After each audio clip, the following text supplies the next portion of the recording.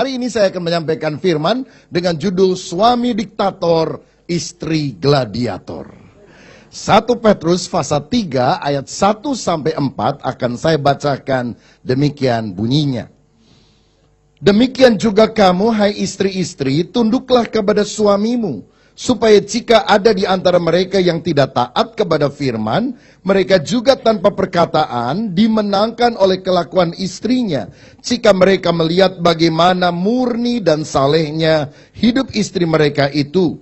Perhiasanmu janganlah secara lahiriah, yaitu dengan mengepang-epang rambut, memakai perhiasan emas, atau dengan mengenakan pakaian yang indah-indah. Tetapi perhiasanmu ialah manusia batinia yang tersembunyi dengan perhiasan yang tidak binasa, yang berasal dari roh yang lemah lembut dan tentram, yang sangat berharga di mata Allah. Amin. Saya percaya kita merindukan kehidupan keluarga yang berbahagia dan diberkati oleh Tuhan. Dan itulah kerinduan Tuhan, memberkati hidup kita, memberkati keluarga kita. Sebab kalau keluarga kita rukun, kita sudah bisa mengecap sedikit kenikmatan sorga ketika kita ada di atas muka bumi ini. Tetapi ketika keluarga kita penuh dengan percekcokan, maka kita sudah merasakan jilatan api neraka di dalam kehidupan kita. Masalahnya saudara-saudara, ada banyak kerinduan-kerinduan untuk mengalami kebahagiaan itu tidak terjadi. Bahkan kita tahu 50% pernikahan yang ada di Amerika Serikat akhirnya berakhir dengan perceraian. Kemudian orang yang sudah cerai kawin lagi karena dia pikir dengan pernikahan yang kedua maka dia akan lebih bahagia. Mungkin pernikahan yang pertama salah pilih tulang. Bukan tulang rusuk tapi tulang babi yang dia pilih. Jadi dia pilih orang lain supaya lebih bahagia. Tapi statistik menunjukkan bahwa ternyata kalau pernikahan pertama resiko cerainya sekarang terutama di kota besar, negara besar itu bisa mendekati 50%. Resiko pernikahan yang kedua itu potensi perceraiannya 60%. Jadi lebih banyak kemungkinan orang cerai setelah menikah untuk kali kedua daripada pernikahan yang semula.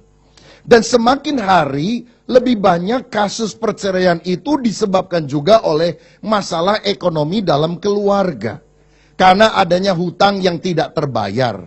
Rupanya janji pernikahan yang telah kita kenal sejak ribuan tahun itu sedikit dimodifikasi pada masa kini. Kalau dulu kan kita mendengar istilah sampai maut memisahkan kita berdua. Sekarang sampai hutang memisahkan kita berdua. Bukan lagi death, kematian, tapi debt, utang yang menyebabkan perceraian. Dan tentu hal ini adalah sesuatu yang sangat disayangkan sebetulnya. Karena Tuhan ingin agar kita setia baik pada waktu senang maupun pada waktu susah. Biasanya para pria itu diuji kesetiaannya lagi jaya. Sedangkan wanita diuji kesetiaannya pada waktu lagi jatuh. Karena orang pria kalau sedang jaya, duit banyak, mau beli apa-apa kan bisa. Beli bakso sama tukang baksonya sekalian dibeli. Karena itulah godaan-godaan muncul ketika sukses terjadi. Tapi bagi seorang wanita, godaan itu muncul ketika kekurangan ada. Sebab banyak orang pikir, aduh gua nyesel banget tuh.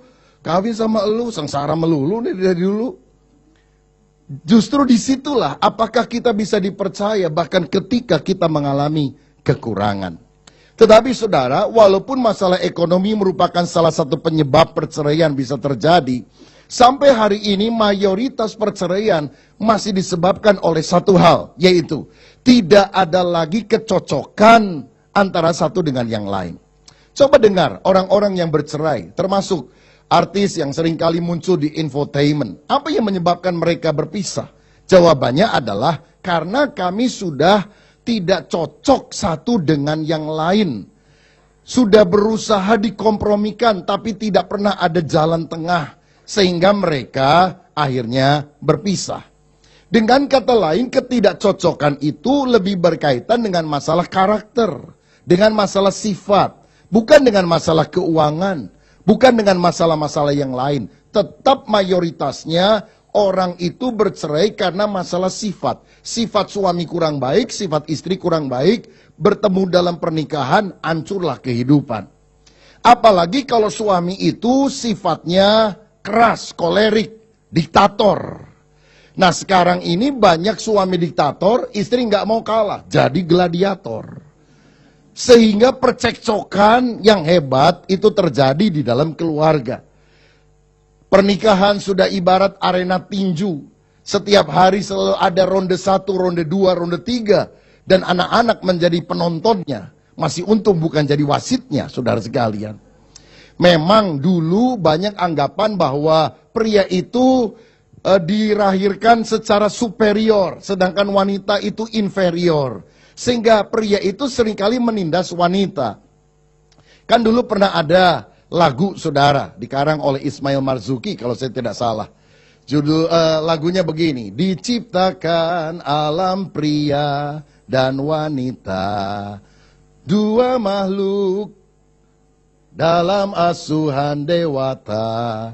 Nah bait berikutnya berkata, wanita dijajah pria sejak dulu, dijadikan perhiasan sangkar madu. Wah ini lagu yang dihafal juga ya oleh banyak ibu. Padahal itu merugikan kita kan.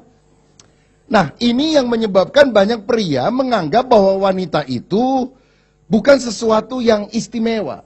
Bahkan kalau kita lihat dalam adat tradisi Yahudi yang kita baca dalam Alkitab, wanita itu jarang sekali dicantumkan namanya di dalam Alkitab. Tidak ada dalam daftar silsilah. Bahkan orang Yahudi itu biasanya berdoa kalau pagi hari, aku bersyukur karena aku tidak diciptakan sebagai budak dan aku tidak diciptakan sebagai wanita. Wanita dianggap sebagai milik suaminya, sesuatu bukan seseorang. Sehingga banyak pria yang diktator, saudara. Walaupun sekarang zaman sudah berubah, lagu pun sudah berganti. Wanita dimanja pria masa kini, dibelikan perhiasan dan dimadu. Masih ada madunya juga saudara sekalian. Nah ini yang menyebabkan pertikaian gak henti-hentinya terjadi. Kalau dulu ditindas, kalau sekarang dikasihi, tapi masih ada orang-orang yang lain yang juga disukai. Saudara, pasangan suami istri seringkali ribut sekarang ini juga disebabkan karena pada zaman modern, juga karena mungkin pengaruh emansipasi, wanita nggak mau kalah. Suami diktator, istri gladiator. Suami panglima, istri pang 6. Lebih hebat kan ya? Suami pemenang, istri lebih daripada pemenang. Saudara, suami gagah seperti singa Yehuda, saingannya singa betina yang ada di rumah. Saya mau bilang, sebetulnya kalau kita baca dalam Alkitab, kepala keluarga itu siapa? Suami. Jadi bos dalam keluarga itu nggak bisa dipungkiri, suami, saudara. Jadi kalau ada para pria di tempat ini, kita bisa bangga bilang, I am the boss. You know? Ibu-ibu, pria itu adalah bos. Masalahnya banyak wanita bilang, nggak apa-apa suamiku jadi bos, tapi aku big boss. Wah ini yang repot saudara, nggak mau kalah. Dan terus terang sekarang ini bahkan banyak istri yang kalau lagi ribut sama suaminya, yang menang itu belum tentu suami, yang menang adalah istri. Karena lebih galak, lebih pintar ngomong, lebih segala macam. Satu kali ada seorang bapak yang sering sekali bertengkar dengan istrinya. Dan pada waktu dia masuk kantor hari Senin, temannya godain dia.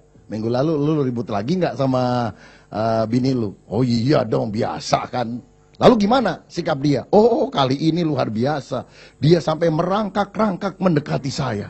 Wah merangkak-rangkak, minta ampun dia. Oh bukan, dia merangkak-rangkak sambil ngomong, kalau berani keluar dari kolong ranjang, jangan ngumpet di dalamnya, katanya. Wah saudara, kalau punya istri gladiator model begini, siapa yang tahan saudara? Itu sebabnya Tuhan mau agar para wanita memahami peran fungsi yang tepat di dalam keluarga, sehingga terjadi keharmonisan.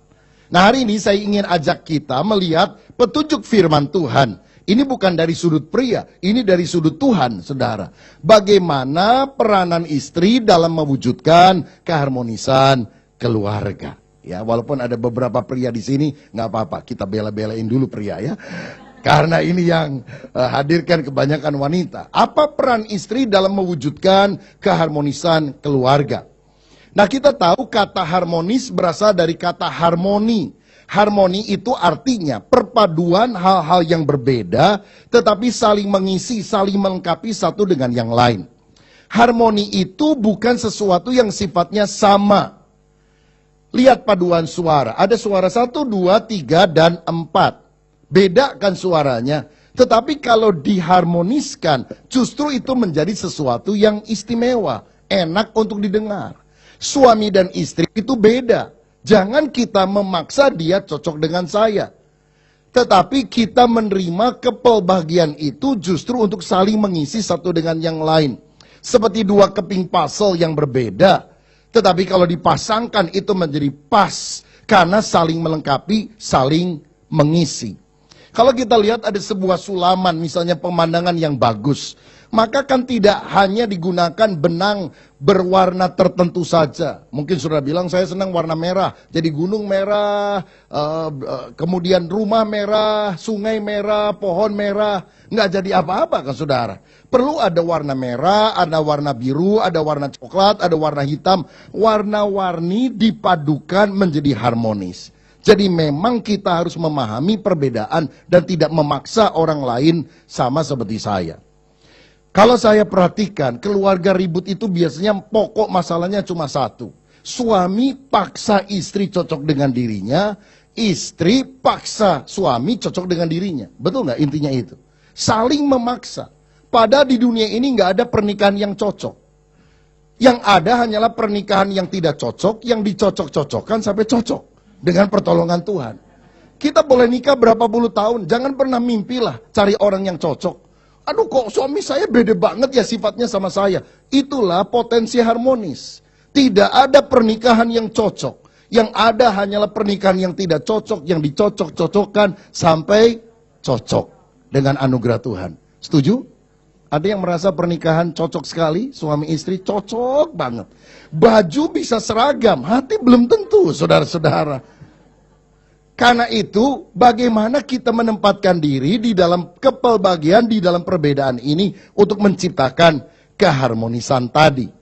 Yang pertama, petunjuk Alkitab pada ayat 1, demikian juga kamu, hai istri-istri, tunduklah kepada suamimu. Jadi apa peran yang pertama yang harus dilakukan oleh seorang istri? Tunduk, bukan tanduk. Efesus 5 ayat 22 berkata, hai istri, tunduklah kepada suamimu seperti kepada Tuhan. Istri tunduk kepada suami seperti kepada Tuhan. Jadi ini prinsip, bahwa di dalam sebuah pernikahan, ada satu orang yang diangkat Tuhan dalam fungsi kepemimpinan, headship, kekepalaan, atau leadership, dan itu adalah suami. Istri adalah penolong, sedangkan suami adalah kepala. Kata penolong dalam bahasa Ibrani ditulis dengan ezer, bukan herder. Ya. Kalau istri jadi herder, masalah muncul, saudara. Tapi kalau istri jadi penolong, keluarga akan klop. Jangan dipikir penolong itu pembantu yang rendah, tidak. Mana lebih kuat, penolong dan yang ditolong? Penolong kan, penolong itu seseorang yang lebih kuat, yang dimintakan bantuannya ketika ada orang lain yang sedang mengalami kesulitan. Istri Tuhan ciptakan sebagai penolong yang sepadan bagi suaminya. Saudara perlu sadar bahwa di dalam penciptaan, Allah itu tidak menciptakan pria lebih tinggi daripada wanita. Dalam penciptaan, Allah menciptakan pria dan wanita dalam kedudukan yang setara, seimbang, sejajar. Jadi pada hakikatnya istri tidak lebih rendah.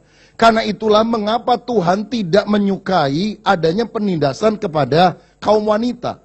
Karena ketika Tuhan menciptakan kita, maka semuanya setara. Saudara-saudara, bahkan Yesus ketika datang dia memulihkan potensi wanita, dan di dalam firman Tuhan dikatakan di dalam Kristus tidak ada lagi pembedaan antara pria dan wanita. Berarti setara, sejajar. Namun dalam sebuah pernikahan, seorang wanita harus menundukkan diri kepada suaminya dalam fungsi headship, kekepalaan.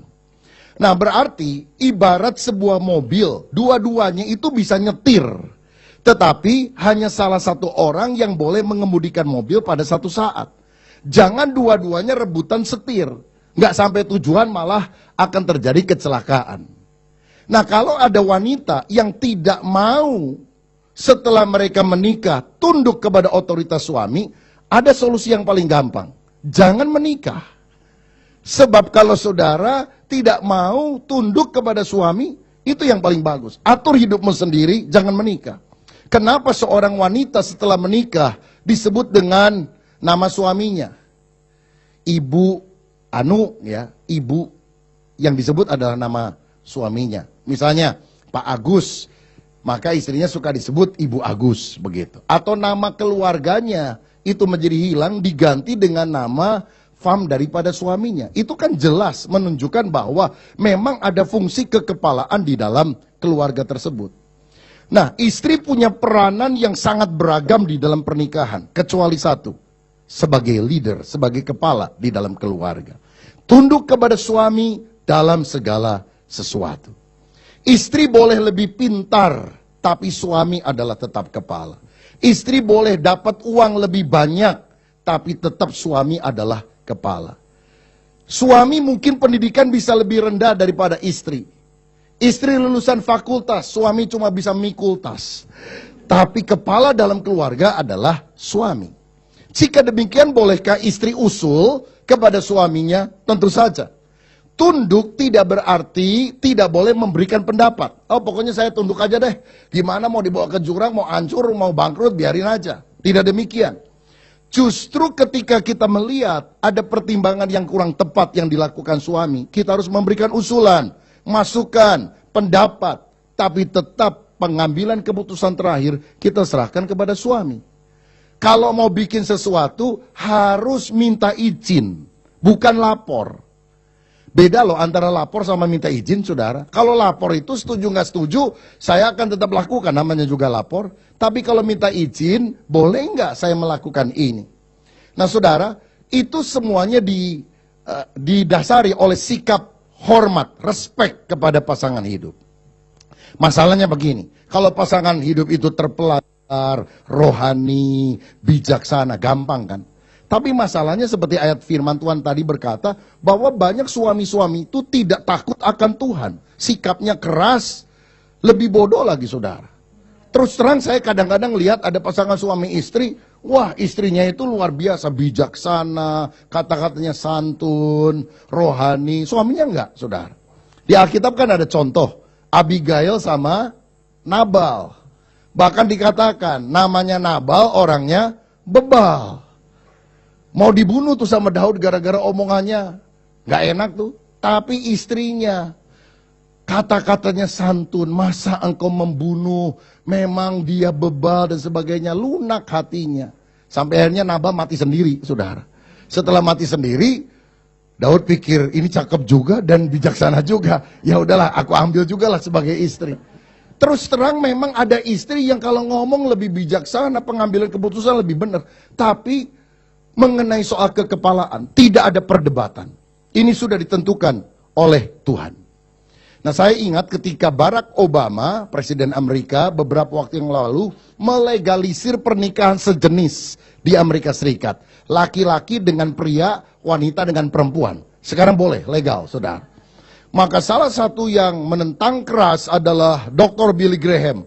Dia penginjil terkenal dan sekarang sudah tua, 90 tahun lebih, saudara. Dan anaknya Franklin Graham yang menjadi penerus dari pelayanannya langsung bicara, Mr. President, saya menghargai Anda, tapi soal pernikahan itu sudah tidak ada diskusi dan perdebatan.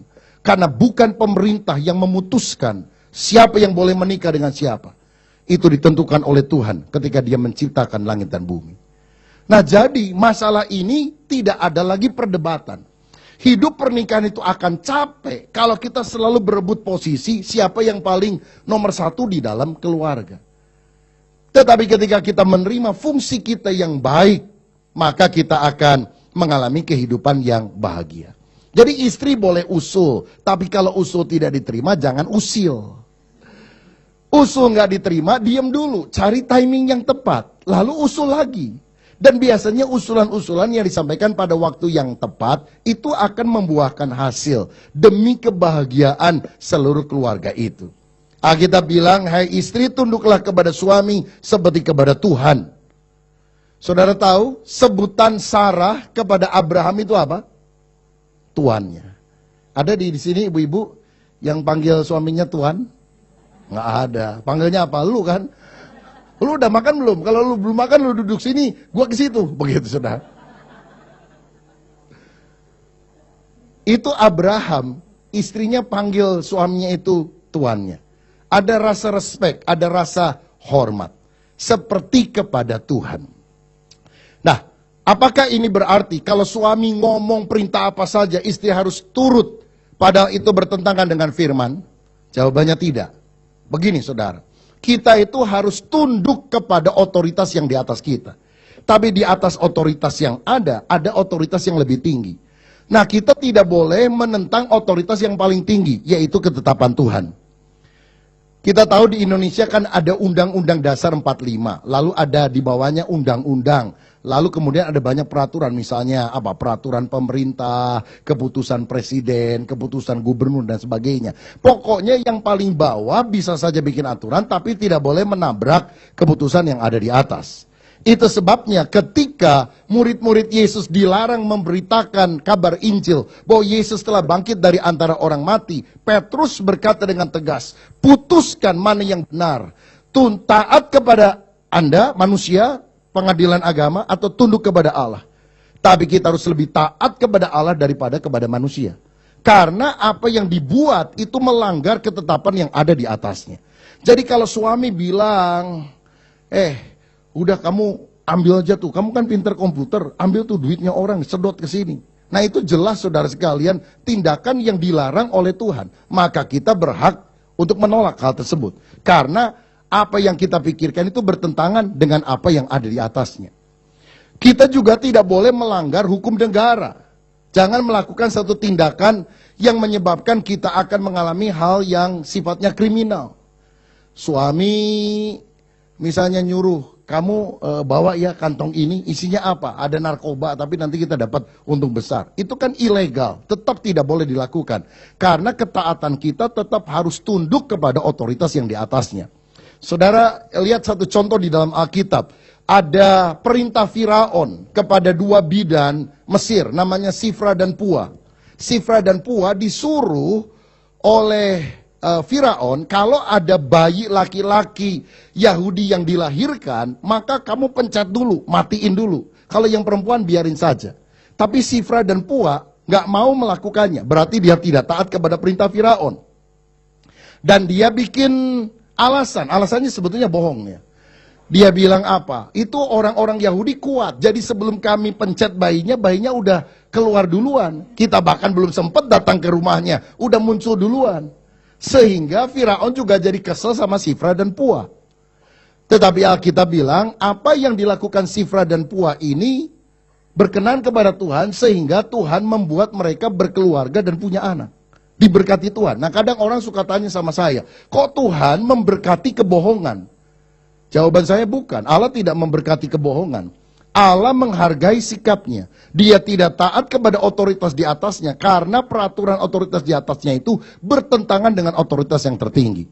Tapi selama itu tidak melanggar hukum Tuhan dan tidak melanggar hukum negara, itu hanya masalah selera, cocok atau tidak cocok, maka kita harus tunduk kepada suami seperti kepada Tuhan.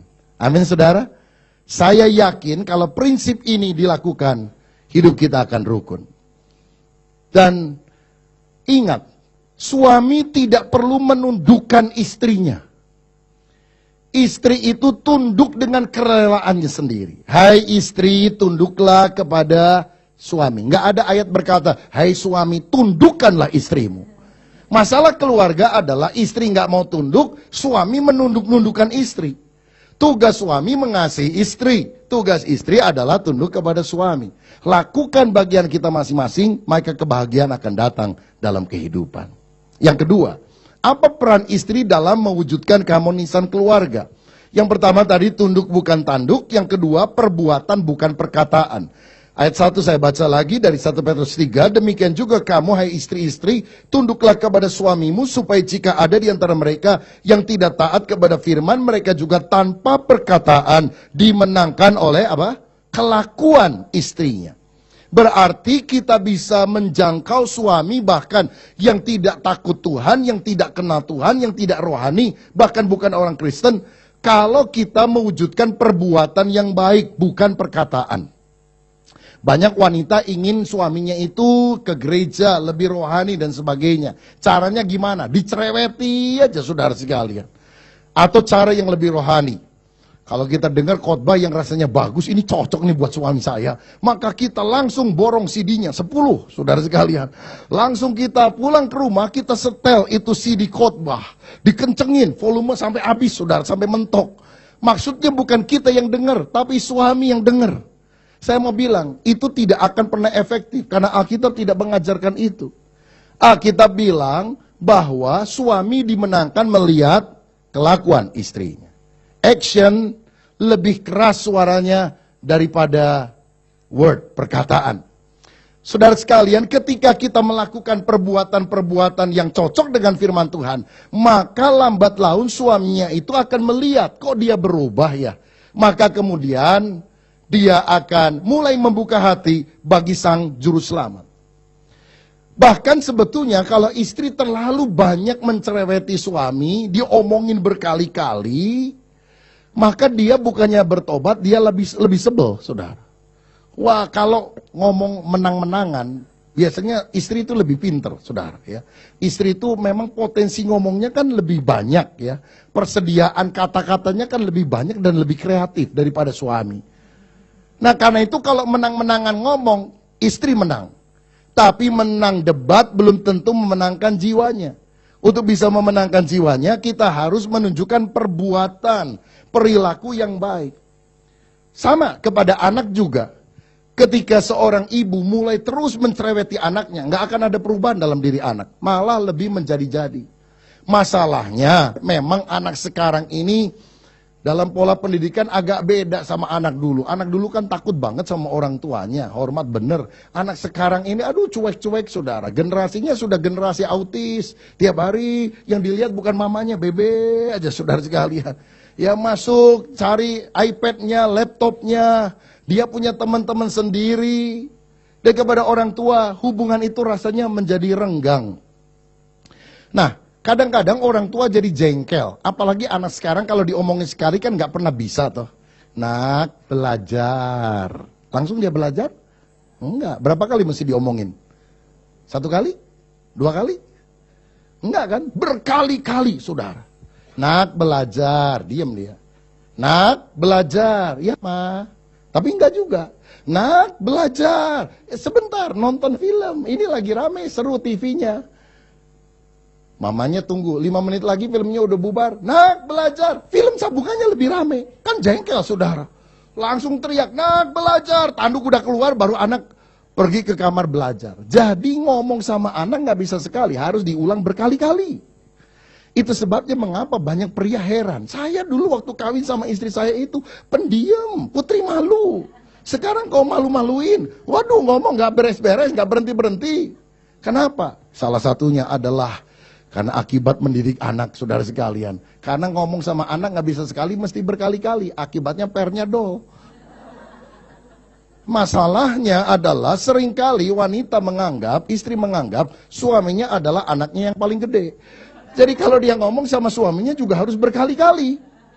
Dan anehnya para pria itu kalau diomongin berkali-kali, itu tambah jengkel. Saya nggak tahu, saudara pernah ngalami gitu nggak? Pernah nggak suami Anda bilang, bisa nggak ngomong cuma sekali? Kamu mesti bolak-balik lagi sih? Ya, ditekankan, ditegaskan, digarisbawahi, dikasih tinta merah, begitu saudara. Dan itu yang membuat dia jengkel. Emangnya saya ini orang bodoh? Mesti ngomong berkali-kali? Dan anehnya pria itu kalau diomongin berkali-kali jadi lupa loh saudara sekalian. Kalau ngomong sekali, kalau ngingetkan 2 kali lah udah cukup. Itu akan membuat dia ingat. Tapi kalau udah berkali-kali itu susah. Kalau saudara mau lebih diyakinkan supaya nggak lupa, catat lalu taruh mungkin di tas kerjanya atau di mana. Pokoknya dia bisa lihat catatan itu. Itu akan lebih efektif. Dengan perbuatan bukan dengan perkataan. Bolehkah kita memberitahukan kalau sikap suami, sikap anak salah? Tentu saja. Beritahu sesekali dengan tegas pendapat kita. Disertai doa. Tapi yang penting jadi teladan. Dan pada waktu itu kita akan melihat. Ya saya tidak tahu mungkin ada beberapa orang ibu di tempat ini yang sedang mengalami pergumulan dengan anak yang berangkat menjadi remaja. Saudara, anak remaja sekarang itu susah banget kan diaturnya. Aduh repot bener dah. Jadi kalau saudara punya anak remaja yang cinta Tuhan, suka ke gereja, pelayanan, itu berkat saudara. Walaupun uangmu nggak terlalu banyak, tapi kalau anak-anakmu ada di gereja, di lingkungan yang positif, saudara bersyukur sama Tuhan. Karena susah ngajak anak sekarang itu datang sama Tuhan. Ibunya boleh rohani, anaknya bisa rohana, saudara. Karena pengaruh zaman ini begitu dahsyat kepada anak-anak kita, bahkan lebih daripada generasi ketika kita sedang hidup. Nah saudara, biasanya anak itu memandang orang tuanya dalam 3 tingkatan fase yang berbeda. Kalau anak masih kecil, dia lihat orang tuanya itu seperti Tuhan. Apa-apa yang dilakukan orang tuanya itu pasti hebat, benar, dan baik. Siapa yang paling ganteng? Papa. Siapa yang paling hebat? Papa. Siapa yang paling cantik? Mama. Kalau ditanya anak-anak, kamu mau jadi apa? Presiden. Kamu mau jadi apa? Dokter. Yang ketiga ditanya, kamu mau jadi apa? Saya mau seperti mama. Karena mamanya adalah idolanya. Tapi setelah anak bertumbuh jadi remaja, dia nggak lihat orang tua sebagai Tuhan. Dia lihat orang tua seperti setan. Apa saja yang dia inginkan itu selalu bertentangan dengan kehendak orang tuanya, khususnya mamanya. Jadi ibu-ibu ketika memasuki tahap itu sabar. Karena memang ada masa storm and stress. Ya, dalam psikologi itu dikatakan masa tofan badai dalam kehidupan seorang. Itu pada masa puber memang selalu demikian. Yang kita harus lakukan ngertiin anak, doa, asal jangan dia menyimpang pada pergaulan buruk aja. Yang menimbulkan masalah yang lebih besar. Tapi pertentangan itu ada. Ya sabar sajalah. Sebab nanti fase ketiga setelah dia lebih dewasa, dia tidak anggap orang tua seperti Tuhan, dia tidak anggap orang tua sebagai setan, dia anggap orang tua sebagai manusia. Manusia yang ada kelebihan, ada kekurangan. Jadi diterima apa adanya. Dan itu yang paling positif dalam kehidupan. Nah kadang-kadang istri suka jengkel sama suaminya, berkeras gitu. Kalau ngomong apa dia juga balas dan sebagainya. Saya mau bilang gini, ibu-ibu semuanya itu ada masanya kok. Ya, ada masanya. Kalau anak itu nentang waktu remaja, suami itu wah suka berantem itu sampai dari usia dewasa itu saudara. Kalau sudah masuk lansia, suami itu biasanya udahlah. Opa, tolong saya banyak belanjaan, bawa ya. Ya, saudara-saudara, dia nurut aja. Ya, disuruh duduk, suaminya, istrinya masuk ke shopping center, bisa sejam. Suaminya duduk aja, saudara sekalian. Ya, ada waktunya. Jadi jangan berantem sekarang lah ya. Ya tunggu-tunggulah, mungkin 5 tahun lagi, 10 tahun lagi, begitu saudara. Dia juga sabar-sabar sendiri. Haleluya. Lakukan dengan perbuatan dan bukan dengan perkataan. Yang ketiga, apa peran istri dalam mewujudkan keharmonisan keluarga? Tunduk bukan tanduk, perbuatan bukan perkataan. Ketiga, hidup murni dan saleh bukan cemar. Dikatakan ayat yang kedua, jika mereka melihat bagaimana murni dan salehnya hidup istri mereka itu. Jadi ini yang Tuhan mau. Istri harus hidup murni dan saleh, bukan hidup cemar. Saudara, ketika kita melakukan tugas kita dengan baik, hidup di dalam kesalehan, kemurnian, takut akan Tuhan, tidak hidup di dalam kecemaran, maka apa yang Tuhan katakan di dalam Amsal 31, istri yang bijaksana, istri yang saleh, lebih daripada permata. Suami akan sangat menghargainya. Saudara, saleh itu artinya rajin ibadah dan tercermin dalam kehidupan sehari-hari. Sekali lagi, saleh artinya rajin ibadah dan tercermin dalam kehidupan sehari-hari. Banyak orang sekarang rajin ibadah, tapi tidak merubah karakternya di dalam kehidupan sehari-hari. Nah, ini bukan saleh. Di gereja saleh, di luar gereja salah. Saleh itu kalau kita tambah rajin ibadah, maka hidup kita berubah. Jangan seperti orang ditangkap masuk tahanan karena dia nyolong ayam, tapi di tahanan dia rajin sembayang. Sampai kepala tahanan bingung, kamu itu rajin sembayang kok nyolong ayam, kamu nyolong ayam kok rajin sembayang. Begini Pak, sembayang itu agama saya. Oh bagus. Kalau mencuri itu profesi saya Pak. Ini namanya saudara rajin ibadah tapi tidak saleh. Tuhan mau istri itu hidup murni, hidup saleh, bukan hidup cemar. Kenapa banyak istri kadang-kadang hidup cemar? Karena pahit hati, luka hati. Mungkin karena suaminya menyukai seorang wanita lain dan kemudian meninggalkan dia. Maka kemudian jengkel kan. Apalagi kalau banyak tukang kipas. Emang cuma dia? Kamu juga bisa. Suamimu 1, kamu 7. Ini ikuti jurusnya Lameh kan saudara. Siapa yang pernah melukai aku balas 7 kali lipat. Mumpung masih muda sekarang, kalau udah jadi nenek-nenek gak ada yang mau. Sekarang aja. Saudara ingat, kalau suami menyimpang ke kiri, istri mesti jalan lurus. Kalau suami menyimpang ke kiri, istri menyimpang ke kanan, kalau salah satu balik lagi, gak ada yang ditemukan di tengah. Dan selalu ingat, 2 buah kesalahan tidak akan pernah menghasilkan sebuah kebenaran. Ketika kita berkata, Tuhan, saya mau hidup murni dan saleh. Kesalahan apapun Tuhan akan ampuni, Tuhan akan pulihkan dalam kehidupan kita. Amin saudara.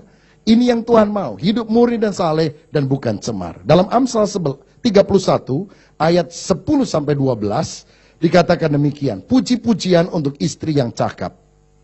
Amsal 31 ayat 10-12. Istri yang cakap, siapakah yang akan mendapatkannya? Ia lebih berharga daripada permata.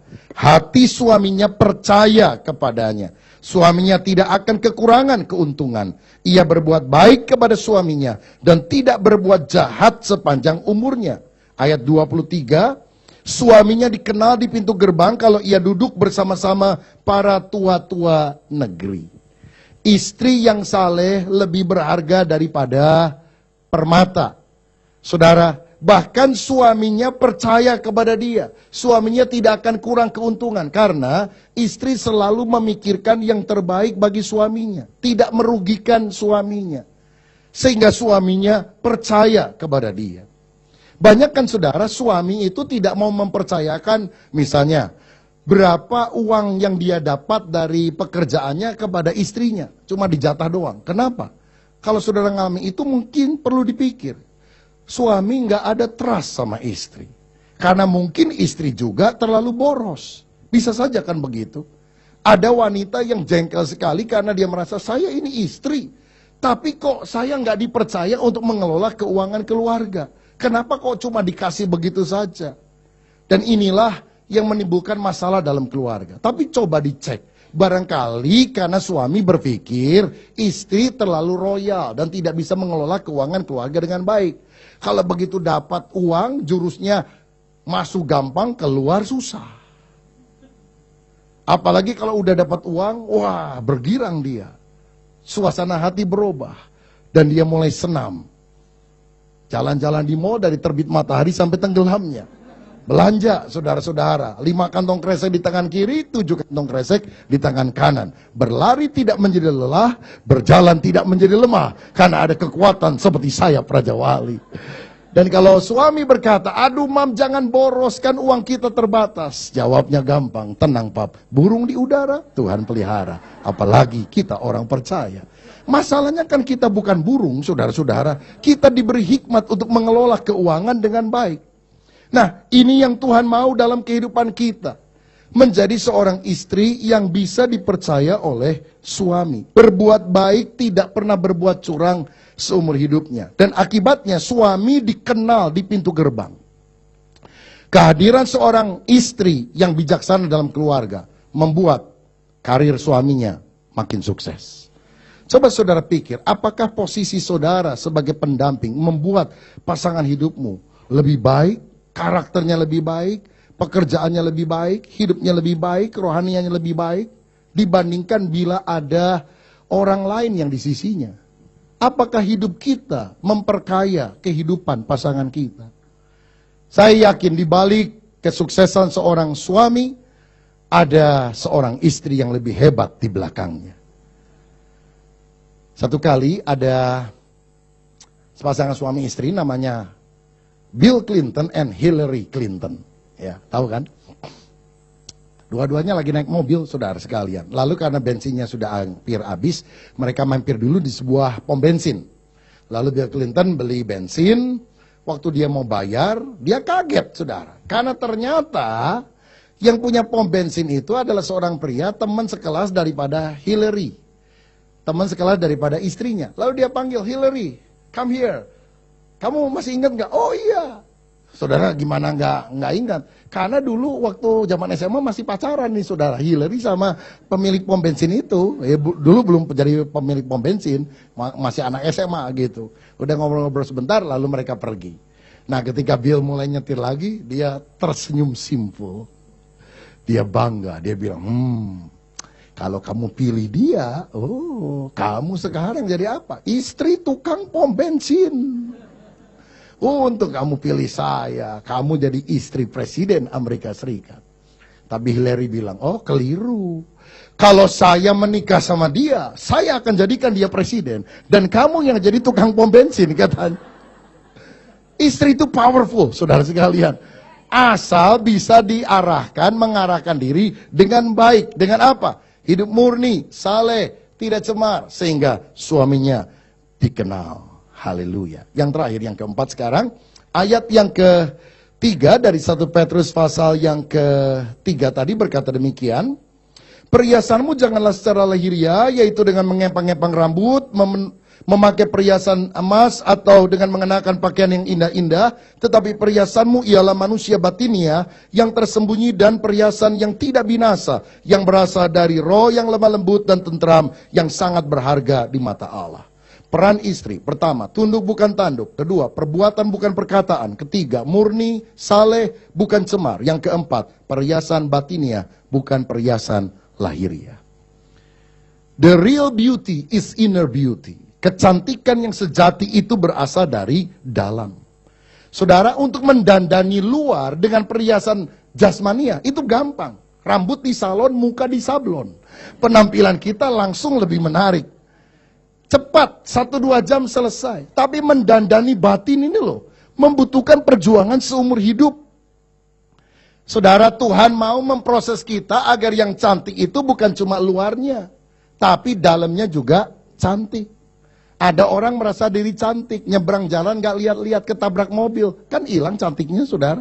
Apalagi orang jelek nyebrang jalan ya, ketabrak mobil, hilang wajahnya, saudara.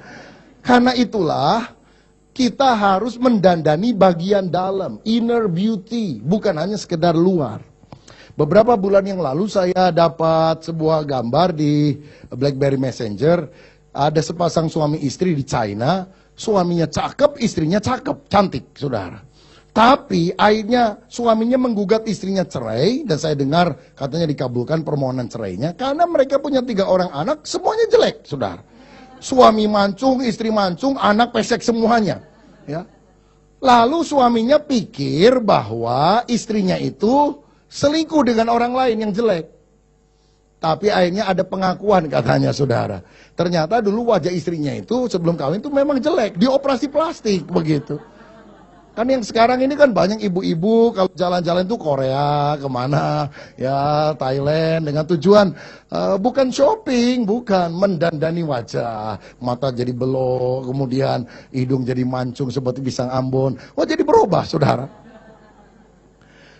Akhirnya dicerai karena apa? Suami bilang, aku ditipu, aku nikah dengan orang jelek, tapi karena kosmetik, karena operasi plastik jadi bagus. Ini saya juga nggak setuju sebetulnya. Ya kalau mau 3 anaknya cantik, ya cakep, ya udahlah sekalian dioperasi aja semuanya. Tapi inilah dunia. Kecantikan duniawi itu, kecantikan lahiriah hanya sebatas kulit. Yang Tuhan mau adalah kecantikan secara batinia. Ada berapa banyak orang, misalnya saya seringkali ngomong kepada orang-orang muda yang lagi cari pasangan hidup. Kalau orang cantik, itu potensi banyak yang mendekati besar. Tetapi yang paling penting tetap adalah karakter. Karena ketika potensi yang mendekati 10 orang, ketika dia dekat, saudara, baru ketahuan sifatnya, mundur teratur. Tapi kalau orang yang wajahnya pas-pasan, nggak 10 yang mendekati, mungkin 1, itu pun setelah ditunggu 10 tahun. Tapi ketika dekat, kok ternyata chemistry-nya cocok ya? Kok sifatnya bagus? Saudara, orang walaupun cantik luar biasa, ratu kecantikan sedunia lah. Wah, suami bangga bener. Wah, istri saya ratu kecantikan sedunia. Tapi coba kalau dilihatin setiap hari, 3 tahun, 5 tahun, 10 tahun, bosan nggak, saudara? Bosan. Kadang-kadang kan suami bisa selingkuh dengan orang yang lebih jelek, saudara, daripada istrinya. Sampai orang bilang, heran nih ya, sama pembantu dia aja lebih cakep pembantunya kok. Kenapa kok selingkuh begitu? Tapi suami udah bosan dengan begitu. Dia bilang, saya cari yang eksotis, katanya. Wah, ini kan repot, saudara sekalian. Jadi tetap kecantikan batiniah itu lebih didambakan daripada dandanan secara lahiriah. Apa itu kecantikan batiniah? Sabar, rendah hati, hati yang tenang dan damai. Saudara, kalau kita punya sifat sedemikian, maka perhiasan batiniah yang muncul. Ayat 4 tadi bilang, perhiasanmu ialah manusia batiniah yang tersembunyi dengan perhiasan yang tidak binasa yang berasal dari roh yang lemah lembut dan tentram yang sangat berharga di mata Allah. Apa yang berharga di mata Allah? Bukan kecantikan lahiriah, karena itu adalah anugerah Tuhan ketika kita lahir. Yang berharga di mata Allah, yang merupakan bagian proses di mana kita juga ikut menentukannya adalah kecantikan batin, roh lemah lembut, dan tentram. Apakah kita punya roh yang lemah lembut? Apakah kita punya roh yang tentram? Saudara-saudara, lembut akan mengatasi kekerasan. Boleh saya tanya ibu-ibu, mana lebih keras? Gigi atau lidah? Gigi ya. Gigi gigit lidah, bukan lidah gigit gigi kan? Mana lebih awet, gigi atau lidah? Lidah. Yang lebih lembut belum tentu kalah. Yang lebih lembut itu bisa menang pada akhirnya. Memang prosesnya sakit, digigitin terus tuh sama gigi. Tapi yang menang, gigi kan bisa rontok, ompong, saudara-saudara. Tapi lidah tetap akan lebih kuat. Kalau ada batu karang, tiap hari ditetesi dengan air terus, lama-lama bolong juga. Kelembutan itulah yang pada akhirnya akan menang. Tuhan bilang, belajarlah kepadaku, karena aku lemah lembut dan rendah hati, dan jiwamu akan mendapatkan ketentraman. Yesus punya hati yang teduh, punya hati yang tentram, punya hati yang tenang, dan itulah yang membuat keluarga akan rukun. Saya ingat ada di Inggris seorang hamba Tuhan luar biasa, namanya Smith Wigglesworth. Sepanjang hidupnya dia pernah membangkitkan lebih dari 20 orang dari kematian. Sampai dia disebut sebagai rasul iman. Mujizat luar biasa. Dia digelari a man with one book, manusia dengan satu buku. Karena dia nggak pernah baca majalah, nggak pernah baca buku, nggak pernah baca koran, nggak pernah nonton TV, dia cuma baca Alkitab. Imannya dahsyat. Tapi yang pertama kali bertobat dalam keluarga itu ternyata adalah istrinya, saudara. Suaminya itu belum bertobat dulu. Kasar, karena tukang ledeng. Belum jadi penginjil, dia tukang ledeng.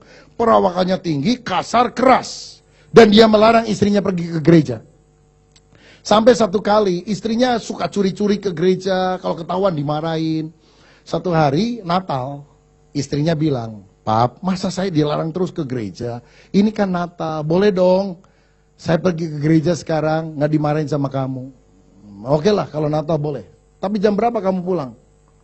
Jam sekian lah. Awas ya, telat 5 menit, saya kunci pintu. Saudara, istrinya seneng, dapat izin, langsung dia pergi. Tapi Natal biasanya kan suka ada drama atau apa lebih panjang. Pulang itu lebih dari 5 menit, saudara. Begitu dia buka pintu, udah dikunci dari dalam. Masih ada suaminya, karena dia dengar suara berdehem di dalam. Pap, tolong buka. Lebih dari 5 menit. Kamu ingatkan janji kamu? Lebih dari 5 menit aku kunci. Jadi gimana dong? Tidur di luar. Ini kan musim dingin. Salju turun. Aku kedinginan. Rasain. Saudara, 5 menit, 15 menit. Hampir setengah jam loh. Dia ada di depan. Saya mau tanya ibu-ibu. Seandainya suamimu satu kali ketika engkau pulang mengunci pintu rumah. Gimana? Bisa ngampuni? Sabar. Haleluya. Saudara, dia ketok terus sampai akhirnya enggak, kasihan juga lah, setelah setengah jam dia buka. Begitu buka, soalnya udah siap. Wah, pasti perang nih. Tapi heran saudara, suaminya kaget karena waktu istrinya masuk, dia nggak ngomel. Dia cuma bilang, aduh dingin sekali pap di luar. Kamu pun mungkin di dalam kedinginan. Saya masuk ke dapur ya bikin sup, bikin teh buat kamu. Dia bikin sup saudara, dia taruh, dia hidangkan teh. Suaminya waktu duduk mulai ancang-ancang lagi. Mungkin dia persiapan tadi lagi di dapur nih ya. Ya, dia cari timing yang tepat. Jadi waktu makan, dia udah nunggu-nunggu suaminya mau ngomong apa. Ternyata tidak. Istrinya tetap aja melayani dengan baik. Gak tahan suaminya. Dia bilang, Mam, aku kan kasar seumur hidupku kepada kamu. Kok kamu ngampuni? Sekarang juga kamu dikunciin hampir beku kedinginan kok tetap gak marah sama saya. Apa sih rahasianya? Dia bilang, Pap, kalau aku tidak hidup di dalam Kristus, aku udah gak tahan sama kamu. Aku udah tinggalin kamu. Tapi Tuhan itu memberikan teladan bagi saya. Bahkan dia berkata di kayu salib, ampunilah mereka. Mereka tidak tahu apa yang mereka perbuat. Apalagi hari ini hari Natal, Yesus sudah datang penuh kasih demi keselamatan kita. Masa saya marah-marah sama kamu walaupun kau berbuat jahat kepadaku? Kita harus meneladani kasih Kristus, Pap. Dan dia mulai cerita tentang kasih Yesus. Saudara tahu, waktu istrinya ngomong, nggak terasa itu suaminya nangis.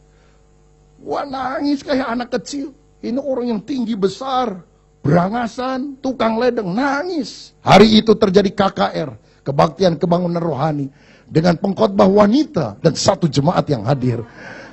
Diakhiri dengan altar call, saudara-saudara, tumpang tangan dalam nama Yesus. Bertobat tuh suaminya, akhirnya jadi penginjil terkenal. Kenapa? Karena istrinya punya roh yang lemah lembut dan tentram. Tugas kita bukan mengubah pasangan kita. Tugas kita adalah menerima dia apa adanya. Tugas mengubah adalah tugasnya Tuhan. Dan ingatlah, yang paling sulit dirubah bukan pasangan kita, diri kita sendiri.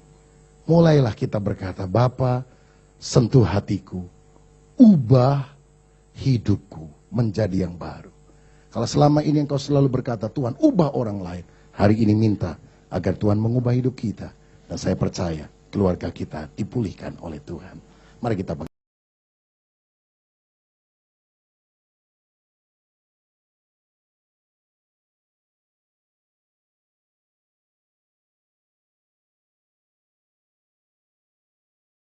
ya, kalau istri terlalu banyak mencereweti suami, diomongin berkali-kali, maka dia bukannya bertobat, dia lebih sebel, saudara. Wah, kalau ngomong menang-menangan, biasanya istri itu lebih pinter, saudara. Ya. Istri itu memang potensi ngomongnya kan lebih banyak, ya. Persediaan kata-katanya kan lebih banyak dan lebih kreatif daripada suami. Nah, karena itu kalau menang-menangan ngomong, istri menang. Tapi menang debat belum tentu memenangkan jiwanya. Untuk bisa memenangkan jiwanya, kita harus menunjukkan perbuatan, perilaku yang baik. Sama kepada anak juga. Ketika seorang ibu mulai terus mencereweti anaknya, nggak akan ada perubahan dalam diri anak. Malah lebih menjadi-jadi.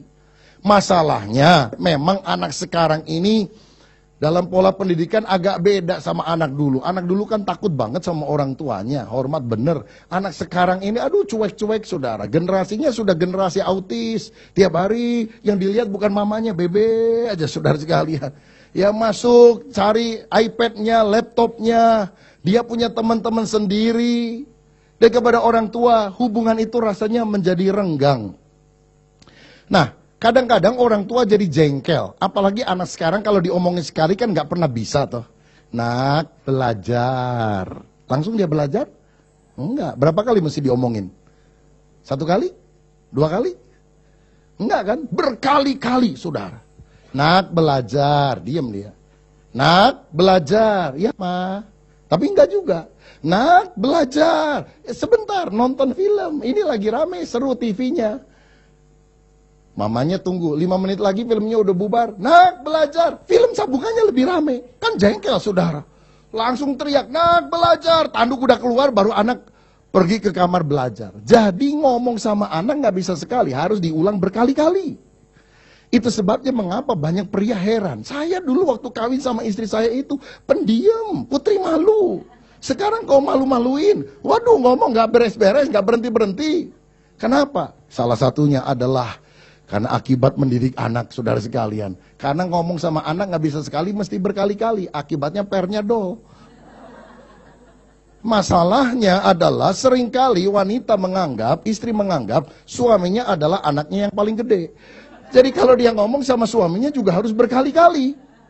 Dan anehnya para pria itu kalau diomongin berkali-kali, itu tambah jengkel. Saya nggak tahu, saudara pernah ngalami gitu nggak? Pernah nggak suami Anda bilang, bisa nggak ngomong cuma sekali? Kamu mesti bolak-balik lagi sih? Ya, ditekankan, ditegaskan, digarisbawahi, dikasih tinta merah, begitu saudara. Dan itu yang membuat dia jengkel. Emangnya saya ini orang bodoh? Mesti ngomong berkali-kali? Dan anehnya pria itu kalau diomongin berkali-kali jadi lupa loh saudara sekalian. Kalau ngomong sekali, kalau ngingetkan 2 kali lah udah cukup. Itu akan membuat dia ingat. Tapi kalau udah berkali-kali itu susah. Kalau saudara mau lebih diyakinkan supaya nggak lupa, catat lalu taruh mungkin di tas kerjanya atau di mana. Pokoknya dia bisa lihat catatan itu. Itu akan lebih efektif. Dengan perbuatan bukan dengan perkataan. Bolehkah kita memberitahukan kalau sikap suami, sikap anak salah? Tentu saja. Beritahu sesekali dengan tegas pendapat kita. Disertai doa. Tapi yang penting jadi teladan. Dan pada waktu itu kita akan melihat. Ya saya tidak tahu mungkin ada beberapa orang ibu di tempat ini yang sedang mengalami pergumulan dengan anak yang berangkat menjadi remaja. Saudara, anak remaja sekarang itu susah banget kan diaturnya. Aduh repot bener dah. Jadi kalau saudara punya anak remaja yang cinta Tuhan, suka ke gereja, pelayanan, itu berkat saudara. Walaupun uangmu nggak terlalu banyak, tapi kalau anak-anakmu ada di gereja, di lingkungan yang positif, saudara bersyukur sama Tuhan. Karena susah ngajak anak sekarang itu datang sama Tuhan. Ibunya boleh rohani, anaknya bisa rohana, saudara. Karena pengaruh zaman ini begitu dahsyat kepada anak-anak kita, bahkan lebih daripada generasi ketika kita sedang hidup. Nah saudara, biasanya anak itu memandang orang tuanya dalam 3 tingkatan fase yang berbeda. Kalau anak masih kecil, dia lihat orang tuanya itu seperti Tuhan. Apa-apa yang dilakukan orang tuanya itu pasti hebat, benar, dan baik. Siapa yang paling ganteng? Papa. Siapa yang paling hebat? Papa. Siapa yang paling cantik? Mama. Kalau ditanya anak-anak, kamu mau jadi apa? Presiden. Kamu mau jadi apa? Dokter. Yang ketiga ditanya, kamu mau jadi apa? Saya mau seperti mama. Karena mamanya adalah idolanya. Tapi setelah anak bertumbuh jadi remaja, dia nggak lihat orang tua sebagai Tuhan. Dia lihat orang tua seperti setan. Apa saja yang dia inginkan itu selalu bertentangan dengan kehendak orang tuanya, khususnya mamanya. Jadi ibu-ibu ketika memasuki tahap itu sabar. Karena memang ada masa storm and stress. Ya, dalam psikologi itu dikatakan masa tofan badai dalam kehidupan seorang. Itu pada masa puber memang selalu demikian. Yang kita harus lakukan ngertiin anak, doa, asal jangan dia menyimpang pada pergaulan buruk aja. Yang menimbulkan masalah yang lebih besar. Tapi pertentangan itu ada. Ya sabar sajalah. Sebab nanti fase ketiga setelah dia lebih dewasa, dia tidak anggap orang tua seperti Tuhan, dia tidak anggap orang tua sebagai setan, dia anggap orang tua sebagai manusia. Manusia yang ada kelebihan, ada kekurangan. Jadi diterima apa adanya. Dan itu yang paling positif dalam kehidupan. Nah kadang-kadang istri suka jengkel sama suaminya, berkeras gitu. Kalau ngomong apa dia juga balas dan sebagainya. Saya mau bilang gini, ibu-ibu semuanya itu ada masanya kok. Ya, ada masanya. Kalau anak itu nentang waktu remaja, suami itu wah suka berantem itu sampai dari usia dewasa itu saudara. Kalau sudah masuk lansia, suami itu biasanya udahlah. Opa, tolong saya banyak belanjaan, bawa ya. Ya, saudara-saudara, dia nurut aja. Ya, disuruh duduk, suaminya, istrinya masuk ke shopping center, bisa sejam. Suaminya duduk aja, saudara sekalian. Ya, ada waktunya. Jadi jangan berantem sekarang lah ya. Ya tunggu-tunggulah, mungkin 5 tahun lagi, 10 tahun lagi, begitu saudara. Dia juga sabar-sabar sendiri. Haleluya. Lakukan dengan perbuatan dan bukan dengan perkataan. Yang ketiga, apa peran istri dalam mewujudkan keharmonisan keluarga? Tunduk bukan tanduk, perbuatan bukan perkataan. Ketiga, hidup murni dan saleh bukan cemar. Dikatakan ayat yang kedua, jika mereka melihat bagaimana murni dan salehnya hidup istri mereka itu. Jadi ini yang Tuhan mau. Istri harus hidup murni dan saleh, bukan hidup cemar. Saudara, ketika kita melakukan tugas kita dengan baik, hidup di dalam kesalehan, kemurnian, takut akan Tuhan, tidak hidup di dalam kecemaran, maka apa yang Tuhan katakan di dalam Amsal 31, istri yang bijaksana, istri yang saleh, lebih daripada permata. Suami akan sangat menghargainya. Saudara, saleh itu artinya rajin ibadah dan tercermin dalam kehidupan sehari-hari. Sekali lagi, saleh artinya rajin ibadah dan tercermin dalam kehidupan sehari-hari. Banyak orang sekarang rajin ibadah tapi tidak merubah karakternya di dalam kehidupan sehari-hari. Nah, ini bukan saleh. Di gereja saleh, di luar gereja salah. Saleh itu kalau kita tambah rajin ibadah, maka hidup kita berubah. Jangan seperti orang ditangkap masuk tahanan karena dia nyolong ayam, tapi di tahanan dia rajin sembayang. Sampai kepala tahanan bingung, kamu itu rajin sembayang kok nyolong ayam, kamu nyolong ayam kok rajin sembayang. Begini Pak, sembayang itu agama saya. Oh bagus. Kalau mencuri itu profesi saya Pak. Ini namanya saudara rajin ibadah tapi tidak saleh. Tuhan mau istri itu hidup murni, hidup saleh, bukan hidup cemar. Kenapa banyak istri kadang-kadang hidup cemar? Karena pahit hati, luka hati. Mungkin karena suaminya menyukai seorang wanita lain dan kemudian meninggalkan dia. Hallelujah, hallelujah to his name, King Jesus, Jesus, we pray. Hari ini saya akan menyampaikan firman dengan judul Suami Diktator, Istri Gladiator. 1 Petrus pasal 3 ayat 1 sampai 4 akan saya bacakan, demikian bunyinya. Demikian juga kamu, hai istri-istri, tunduklah kepada suamimu, supaya jika ada di antara mereka yang tidak taat kepada firman, mereka juga tanpa perkataan dimenangkan oleh kelakuan istrinya. Jika mereka melihat bagaimana murni dan salehnya hidup istri mereka itu. Perhiasanmu janganlah secara lahiriah, yaitu dengan mengepang-epang rambut, memakai perhiasan emas, atau dengan mengenakan pakaian yang indah-indah. Tetapi perhiasanmu ialah manusia batinia yang tersembunyi dengan perhiasan yang tidak binasa, yang berasal dari roh yang lemah lembut dan tentram, yang sangat berharga di mata Allah. Amin. Saya percaya kita merindukan kehidupan keluarga yang berbahagia dan diberkati oleh Tuhan. Dan itulah kerinduan Tuhan, memberkati hidup kita, memberkati keluarga kita. Sebab kalau keluarga kita rukun, kita sudah bisa mengecap sedikit kenikmatan sorga ketika kita ada di atas muka bumi ini. Tetapi ketika keluarga kita penuh dengan percekcokan, maka kita sudah merasakan jilatan api neraka di dalam kehidupan kita. Masalahnya saudara-saudara, ada banyak kerinduan-kerinduan untuk mengalami kebahagiaan itu tidak terjadi. Bahkan kita tahu 50% pernikahan yang ada di Amerika Serikat akhirnya berakhir dengan perceraian.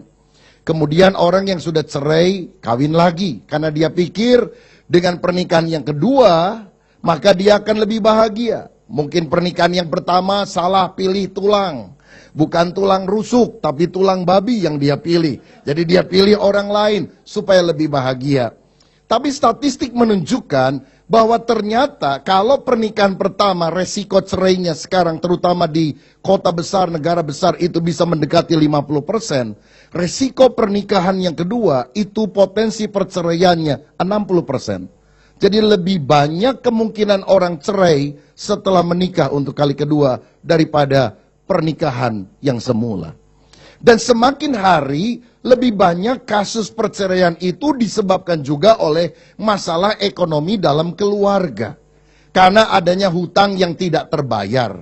Rupanya janji pernikahan yang telah kita kenal sejak ribuan tahun itu sedikit dimodifikasi pada masa kini. Kalau dulu kan kita mendengar istilah sampai maut memisahkan kita berdua. Sekarang sampai hutang memisahkan kita berdua. Bukan lagi death, kematian, tapi debt, utang yang menyebabkan perceraian. Dan tentu hal ini adalah sesuatu yang sangat disayangkan sebetulnya. Karena Tuhan ingin agar kita setia baik pada waktu senang maupun pada waktu susah. Biasanya para pria itu diuji kesetiaannya lagi jaya. Sedangkan wanita diuji kesetiaannya pada waktu lagi jatuh. Karena orang pria kalau sedang jaya, duit banyak, mau beli apa-apa kan bisa. Beli bakso sama tukang baksonya sekalian dibeli. Karena itulah godaan-godaan muncul ketika sukses terjadi. Tapi bagi seorang wanita, godaan itu muncul ketika kekurangan ada. Sebab banyak orang pikir, aduh gua nyesel banget tuh kawin sama elu, sengsara melulu nih dari dulu. Justru disitulah apakah kita bisa dipercaya bahkan ketika kita mengalami kekurangan. Tetapi saudara, walaupun masalah ekonomi merupakan salah satu penyebab perceraian bisa terjadi, sampai hari ini mayoritas perceraian masih disebabkan oleh satu hal, yaitu tidak ada lagi kecocokan antara satu dengan yang lain. Coba dengar orang-orang yang bercerai, termasuk artis yang seringkali muncul di infotainment. Apa yang menyebabkan mereka berpisah? Jawabannya adalah karena kami sudah tidak cocok satu dengan yang lain. Sudah berusaha dikompromikan tapi tidak pernah ada jalan tengah. Sehingga mereka akhirnya berpisah. Dengan kata lain, ketidakcocokan itu lebih berkaitan dengan masalah karakter. Dengan masalah sifat. Bukan dengan masalah keuangan. Bukan dengan masalah-masalah yang lain. Tetap mayoritasnya orang itu bercerai karena masalah sifat. Sifat suami kurang baik, sifat istri kurang baik. Bertemu dalam pernikahan, hancurlah kehidupan. Apalagi kalau suami itu sifatnya keras, kolerik, diktator. Nah sekarang ini banyak suami diktator, istri nggak mau kalah, jadi gladiator. Sehingga percekcokan yang hebat itu terjadi di dalam keluarga. Pernikahan sudah ibarat arena tinju. Setiap hari selalu ada ronde 1, ronde 2, ronde 3. Dan anak-anak menjadi penontonnya. Masih untung bukan jadi wasitnya, saudara sekalian. Memang dulu banyak anggapan bahwa pria itu dilahirkan secara superior, sedangkan wanita itu inferior. Sehingga pria itu seringkali menindas wanita. Kan dulu pernah ada lagu saudara, dikarang oleh Ismail Marzuki kalau saya tidak salah. Judul lagunya begini, diciptakan alam pria dan wanita, dua makhluk dalam asuhan dewata. Nah bait berikutnya berkata, wanita dijajah pria sejak dulu, dijadikan perhiasan sangkar madu. Wah ini lagu yang dihafal juga ya oleh banyak ibu. Padahal itu merugikan kita kan. Nah ini yang menyebabkan banyak pria menganggap bahwa wanita itu bukan sesuatu yang istimewa. Bahkan kalau kita lihat dalam adat tradisi Yahudi yang kita baca dalam Alkitab, wanita itu jarang sekali dicantumkan namanya di dalam Alkitab. Tidak ada dalam daftar silsilah. Bahkan orang Yahudi itu biasanya berdoa kalau pagi hari, aku bersyukur karena aku tidak diciptakan sebagai budak dan aku tidak diciptakan sebagai wanita. Wanita dianggap sebagai milik suaminya, sesuatu bukan seseorang. Sehingga banyak pria yang diktator, saudara. Walaupun sekarang zaman sudah berubah, lagu pun sudah berganti. Wanita dimanja pria masa kini, dibelikan perhiasan dan dimadu. Masih ada madunya juga, saudara sekalian. Nah ini yang menyebabkan pertikaian gak henti-hentinya terjadi. Kalau dulu ditindas, kalau sekarang dikasihi, tapi masih ada orang-orang yang lain yang juga disukai. Saudara, pasangan suami istri seringkali ribut sekarang ini juga disebabkan karena pada zaman modern, juga karena mungkin pengaruh emansipasi, wanita nggak mau kalah. Suami diktator, istri gladiator. Suami panglima, istri pang-enam. Lebih hebat kan ya? Suami pemenang, istri lebih daripada pemenang. Saudara, suami gagah seperti singa Yehuda, saingannya singa betina yang ada di rumah. Saya mau bilang, sebetulnya kalau kita baca dalam Alkitab, kepala keluarga itu siapa? Suami. Jadi bos dalam keluarga itu nggak bisa dipungkiri, suami, saudara. Jadi kalau ada para pria di tempat ini, kita bisa bangga bilang, I am the boss. You know? Ibu-ibu, pria itu adalah bos. Masalahnya banyak wanita bilang, nggak apa-apa suamiku jadi bos, tapi aku big boss. Wah, ini yang repot, saudara. Nggak mau kalah. Dan terus terang, sekarang ini bahkan banyak istri yang kalau lagi ribut sama suaminya, yang menang itu belum tentu suami. Yang menang adalah istri. Karena lebih galak, lebih pintar ngomong, lebih segala macam. Satu kali ada seorang bapak yang sering sekali bertengkar dengan istrinya. Dan pada waktu dia masuk kantor hari Senin, temannya godain dia. Minggu lalu lu ribut lagi nggak sama bini lu? Oh iya dong, biasa kan. Lalu gimana sikap dia? Oh kali ini luar biasa. Dia sampai merangkak-rangkak mendekati saya. Wah, merangkak-rangkak, minta ampun dia. Oh bukan. Dia merangkak-rangkak sambil ngomong, kalau berani keluar dari kolong ranjang, jangan ngumpet di dalamnya, katanya. Wah saudara, kalau punya istri gladiator model begini, siapa yang tahan saudara? Itu sebabnya Tuhan mau agar para wanita memahami peran fungsi yang tepat di dalam keluarga sehingga terjadi keharmonisan. Nah hari ini saya ingin ajak kita melihat petunjuk firman Tuhan. Ini bukan dari sudut pria, ini dari sudut Tuhan, saudara. Bagaimana peranan istri dalam mewujudkan keharmonisan keluarga. Ya, walaupun ada beberapa pria di sini, nggak apa-apa, kita bela-belain dulu pria ya. Karena ini yang hadirkan kebanyakan wanita. Apa peran istri dalam mewujudkan keharmonisan keluarga? Nah kita tahu kata harmonis berasal dari kata harmoni. Harmoni itu artinya perpaduan hal-hal yang berbeda, tetapi saling mengisi, saling melengkapi satu dengan yang lain. Harmoni itu bukan sesuatu yang sifatnya sama. Lihat paduan suara, ada suara 1, 2, 3, dan 4. Bedakan suaranya, tetapi kalau diharmoniskan, justru itu menjadi sesuatu yang istimewa, enak untuk didengar. Suami dan istri itu beda. Jangan kita memaksa dia cocok dengan saya. Tetapi kita menerima kepelbagian itu justru untuk saling mengisi satu dengan yang lain. Seperti dua keping puzzle yang berbeda. Tetapi kalau dipasangkan itu menjadi pas. Karena saling melengkapi, saling mengisi. Kalau kita lihat ada sebuah sulaman, misalnya pemandangan yang bagus. Maka kan tidak hanya digunakan benang berwarna tertentu saja. Mungkin sudah bilang saya senang warna merah. Jadi gunung merah, kemudian rumah merah, sungai merah, pohon merah. Nggak jadi apa-apa kan saudara. Perlu ada warna merah, ada warna biru, ada warna coklat, ada warna hitam. Warna-warni dipadukan menjadi harmonis. Jadi memang kita harus memahami perbedaan dan tidak memaksa orang lain sama seperti saya. Kalau saya perhatikan, keluarga ribut itu biasanya pokok masalahnya cuma satu. Suami paksa istri cocok dengan dirinya, istri paksa suami cocok dengan dirinya. Betul nggak intinya itu? Saling memaksa. Padahal di dunia ini nggak ada pernikahan yang cocok.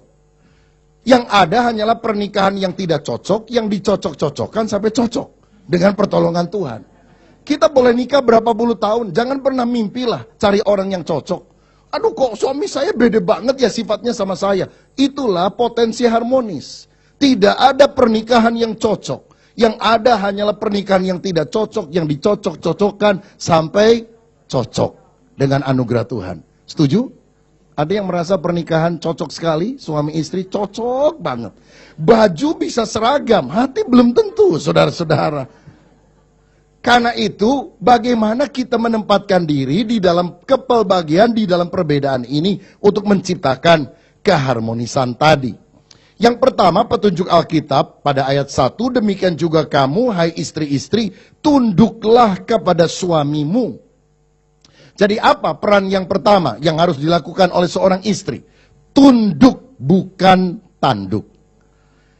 Efesus 5 ayat 22 berkata, hai istri, tunduklah kepada suamimu seperti kepada Tuhan. Istri tunduk kepada suami seperti kepada Tuhan. Jadi ini prinsip, bahwa di dalam sebuah pernikahan, ada satu orang yang diangkat Tuhan dalam fungsi kepemimpinan, headship, kekepalaan, atau leadership, dan itu adalah suami. Istri adalah penolong, sedangkan suami adalah kepala. Kata penolong dalam bahasa Ibrani ditulis dengan ezer, bukan herder. Ya. Kalau istri jadi herder, masalah muncul, saudara. Tapi kalau istri jadi penolong, keluarga akan klop. Jangan dipikir penolong itu pembantu yang rendah. Tidak. Mana lebih kuat, penolong dan yang ditolong? Penolong kan, penolong itu seseorang yang lebih kuat, yang dimintakan bantuannya ketika ada orang lain yang sedang mengalami kesulitan. Istri Tuhan ciptakan sebagai penolong yang sepadan bagi suaminya. Saudara perlu sadar bahwa di dalam penciptaan, Allah itu tidak menciptakan pria lebih tinggi daripada wanita. Dalam penciptaan, Allah menciptakan pria dan wanita dalam kedudukan yang setara, seimbang, sejajar. Jadi pada hakikatnya istri tidak lebih rendah. Karena itulah mengapa Tuhan tidak menyukai adanya penindasan kepada kaum wanita. Karena ketika Tuhan menciptakan kita, maka semuanya setara. Saudara-saudara, bahkan Yesus ketika datang dia memulihkan potensi wanita, dan di dalam firman Tuhan dikatakan di dalam Kristus tidak ada lagi pembedaan antara pria dan wanita. Berarti setara, sejajar. Namun dalam sebuah pernikahan, seorang wanita harus menundukkan diri kepada suaminya dalam fungsi headship, kekepalaan. Nah, berarti ibarat sebuah mobil, dua-duanya itu bisa nyetir. Tetapi hanya salah satu orang yang boleh mengemudikan mobil pada satu saat. Jangan dua-duanya rebutan setir. Nggak sampai tujuan malah akan terjadi kecelakaan. Nah, kalau ada wanita yang tidak mau setelah mereka menikah tunduk kepada otoritas suami, ada solusi yang paling gampang. Jangan menikah. Sebab kalau saudara tidak mau tunduk kepada suami, itu yang paling bagus. Atur hidupmu sendiri, jangan menikah. Kenapa seorang wanita setelah menikah disebut dengan nama suaminya? Ibu Anu, ya, ibu yang disebut adalah nama suaminya. Misalnya Pak Agus, maka istrinya suka disebut Ibu Agus, begitu. Atau nama keluarganya itu menjadi hilang, diganti dengan nama fam daripada suaminya. Itu kan jelas menunjukkan bahwa memang ada fungsi kekepalaan di dalam keluarga tersebut. Nah, istri punya peranan yang sangat beragam di dalam pernikahan, kecuali satu, sebagai leader, sebagai kepala di dalam keluarga. Tunduk kepada suami dalam segala sesuatu. Istri boleh lebih pintar, tapi suami adalah tetap kepala. Istri boleh dapat uang lebih banyak, tapi tetap suami adalah kepala. Suami mungkin pendidikan bisa lebih rendah daripada istri. Istri lulusan fakultas, suami cuma bisa mikultas. Tapi kepala dalam keluarga adalah suami. Jika demikian, bolehkah istri usul kepada suaminya? Tentu saja. Tunduk tidak berarti tidak boleh memberikan pendapat. Oh, pokoknya saya tunduk aja deh. Gimana mau dibawa ke jurang, mau hancur, mau bangkrut, biarin aja. Tidak demikian. Justru ketika kita melihat ada pertimbangan yang kurang tepat yang dilakukan suami, kita harus memberikan usulan, masukan, pendapat, tapi tetap pengambilan keputusan terakhir kita serahkan kepada suami. Kalau mau bikin sesuatu harus minta izin, bukan lapor. Beda loh antara lapor sama minta izin, saudara. Kalau lapor itu setuju nggak setuju, saya akan tetap lakukan, namanya juga lapor. Tapi kalau minta izin, boleh nggak saya melakukan ini? Nah, saudara, itu semuanya didasari oleh sikap hormat, respek kepada pasangan hidup. Masalahnya begini, kalau pasangan hidup itu terpelajar, rohani, bijaksana, gampang kan? Tapi masalahnya seperti ayat firman Tuhan tadi berkata, bahwa banyak suami-suami itu tidak takut akan Tuhan. Sikapnya keras, lebih bodoh lagi saudara. Terus terang saya kadang-kadang lihat ada pasangan suami istri, wah istrinya itu luar biasa, bijaksana, kata-katanya santun, rohani, suaminya enggak saudara. Di Alkitab kan ada contoh, Abigail sama Nabal. Bahkan dikatakan namanya Nabal, orangnya bebal. Mau dibunuh tuh sama Daud gara-gara omongannya. Gak enak tuh. Tapi istrinya, kata-katanya santun, masa engkau membunuh, memang dia bebal dan sebagainya, lunak hatinya. Sampai akhirnya Nabal mati sendiri, saudara. Setelah mati sendiri, Daud pikir ini cakep juga dan bijaksana juga. Ya udahlah, aku ambil juga lah sebagai istri. Terus terang memang ada istri yang kalau ngomong lebih bijaksana, pengambilan keputusan lebih benar. Tapi mengenai soal kekepalaan, tidak ada perdebatan. Ini sudah ditentukan oleh Tuhan. Nah saya ingat ketika Barack Obama, Presiden Amerika, beberapa waktu yang lalu, melegalisir pernikahan sejenis di Amerika Serikat. Laki-laki dengan pria, wanita dengan perempuan. Sekarang boleh, legal, saudara. Maka salah satu yang menentang keras adalah Dr. Billy Graham. Dia penginjil terkenal dan sekarang sudah tua, 90 tahun lebih, saudara. Dan anaknya Franklin Graham yang menjadi penerus dari pelayanannya langsung bicara. Mr. President, saya menghargai Anda, tapi soal pernikahan itu sudah tidak ada diskusi dan perdebatan. Karena bukan pemerintah yang memutuskan siapa yang boleh menikah dengan siapa. Itu ditentukan oleh Tuhan ketika dia menciptakan langit dan bumi. Nah jadi masalah ini tidak ada lagi perdebatan. Hidup pernikahan itu akan capek kalau kita selalu berebut posisi siapa yang paling nomor satu di dalam keluarga. Tetapi ketika kita menerima fungsi kita yang baik, maka kita akan mengalami kehidupan yang bahagia. Jadi istri boleh usul, tapi kalau usul tidak diterima, jangan usil. Usul nggak diterima, diam dulu, cari timing yang tepat, lalu usul lagi. Dan biasanya usulan-usulan yang disampaikan pada waktu yang tepat, itu akan membuahkan hasil demi kebahagiaan seluruh keluarga itu. Alkitab bilang, hai istri tunduklah kepada suami seperti kepada Tuhan. Saudara tahu, sebutan Sarah kepada Abraham itu apa? Tuannya. Ada di sini ibu-ibu yang panggil suaminya Tuan? Nggak ada. Panggilnya apa? Lu kan? Lu udah makan belum? Kalau lu belum makan, lu duduk sini, gua ke situ. Begitu, saudara. Itu Abraham, istrinya panggil suaminya itu tuannya. Ada rasa respek, ada rasa hormat. Seperti kepada Tuhan. Nah, apakah ini berarti kalau suami ngomong perintah apa saja, istri harus turut, padahal itu bertentangan dengan firman? Jawabannya tidak. Begini saudara, kita itu harus tunduk kepada otoritas yang di atas kita. Tapi di atas otoritas yang ada otoritas yang lebih tinggi. Nah kita tidak boleh menentang otoritas yang paling tinggi, yaitu ketetapan Tuhan.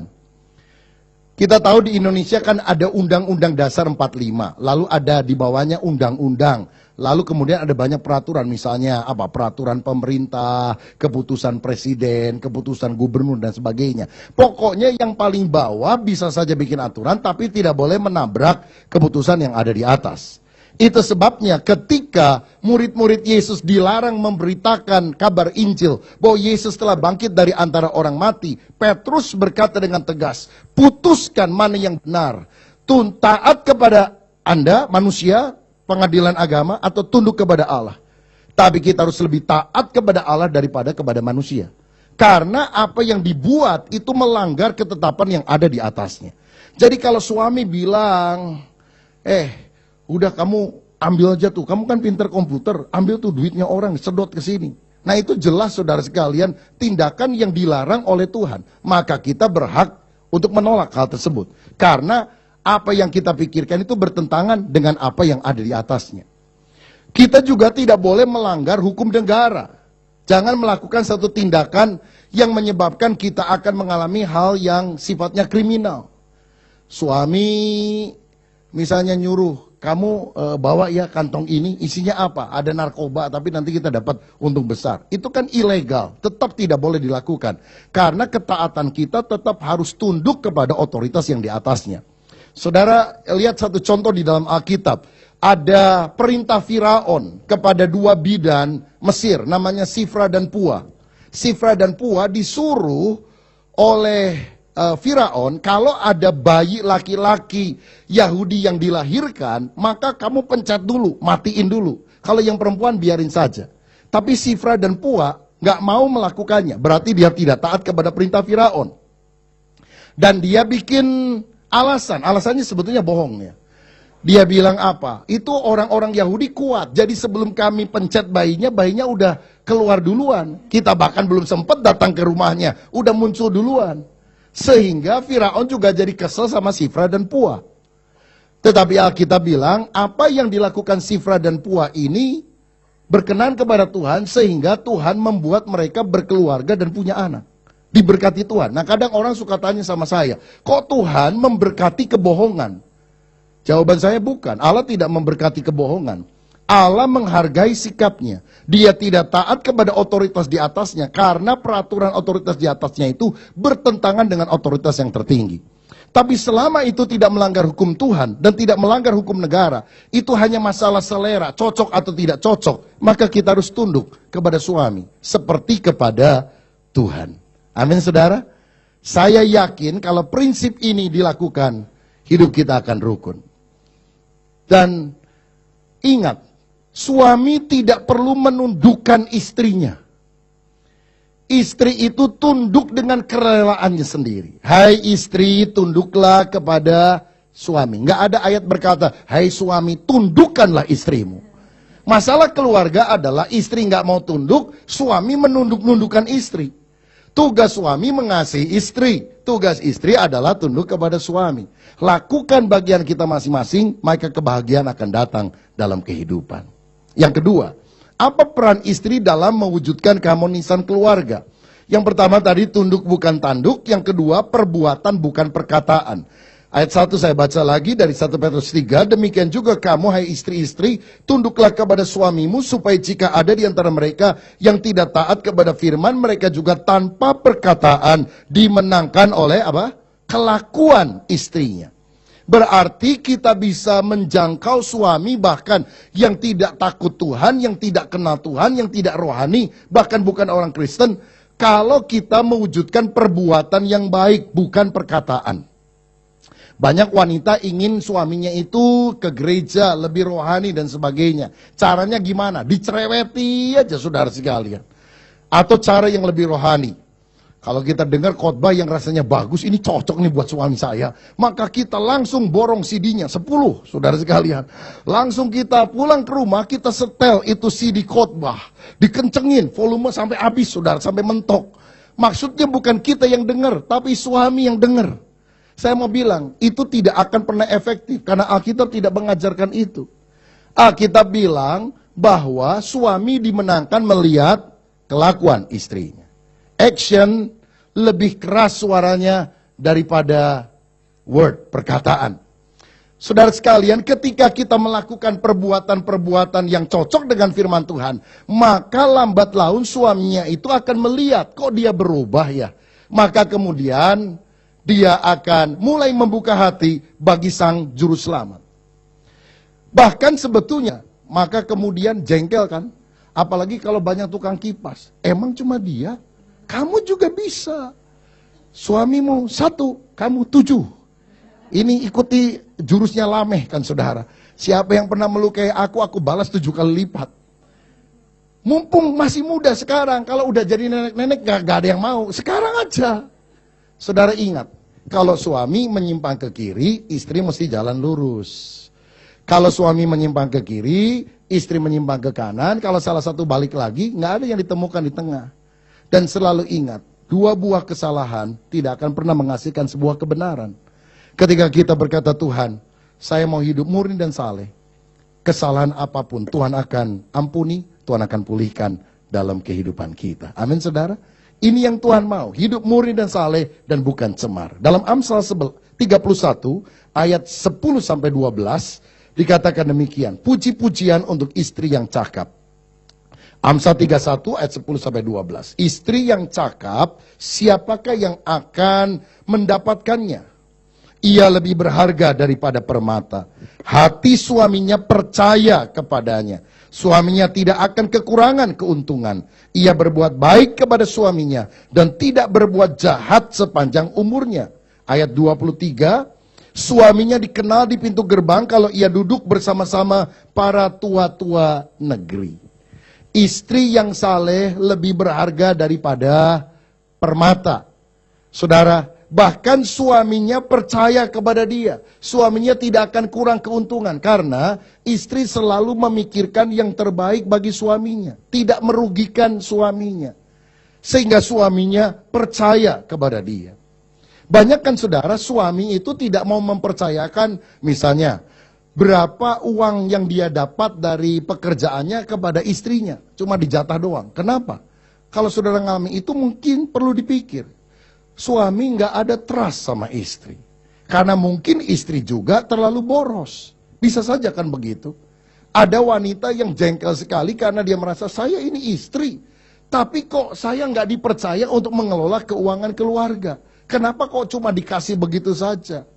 Dan inilah yang menimbulkan masalah dalam keluarga. Tapi coba dicek. Barangkali karena suami berpikir istri terlalu royal dan tidak bisa mengelola keuangan keluarga dengan baik. Kalau begitu dapat uang, jurusnya masuk gampang, keluar susah. Apalagi kalau udah dapat uang, wah bergirang dia. Suasana hati berubah. Dan dia mulai senam. Jalan-jalan di mall dari terbit matahari sampai tenggelamnya.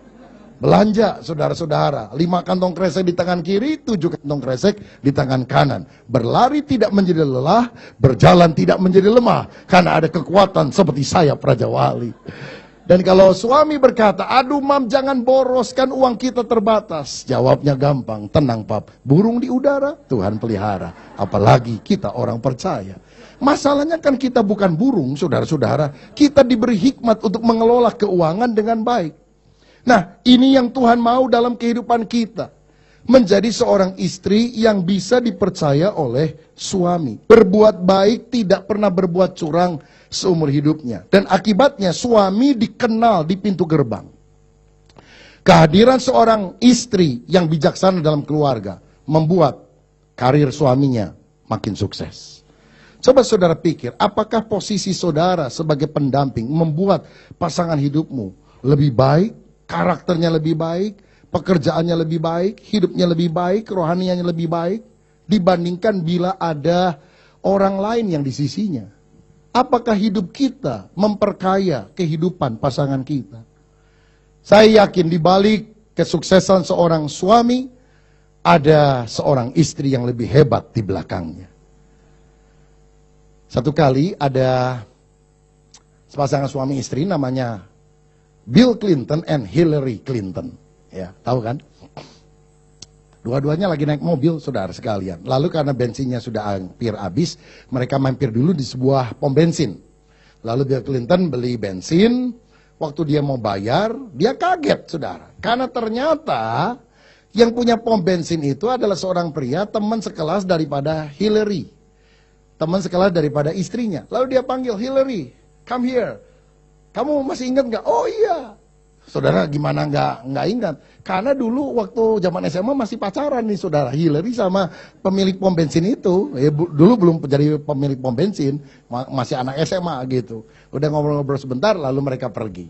Nah ketika Bill mulai nyetir lagi. Dia tersenyum simpul.